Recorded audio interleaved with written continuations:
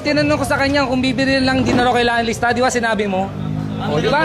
Di ba? Bayaran niya lang. Hindi sinabing ano. Bibili nga lang kami, hindi na namin papakabit. Ang hirap sa inyo eh. Kaya nga po, sir, pag hindi nyo po, pag binili nyo lang po sa amin, wala po yung warranty. Uy, wala nga problema. Wala, hindi, pwede kong videoan. Ang hirap nyo magpaliwanag eh. Nagpupunta kami dito, dapat inaasikaso nyo kami. Kung pag-aantayin nyo kami, walang problema dun. Di ba? Wala, nandito kami. Nagre-request kami ng assistance. Sabi niya kanina, wag nyo kaming, wag ngayon, di ba? Sabi mo, sa kasama ko, di ba? O di, nandito, sabi ko, bibili lang kami na magkakabit. Ano problema dun? Kaya kung ano pinagsasabi nito. Di ba? Battery number.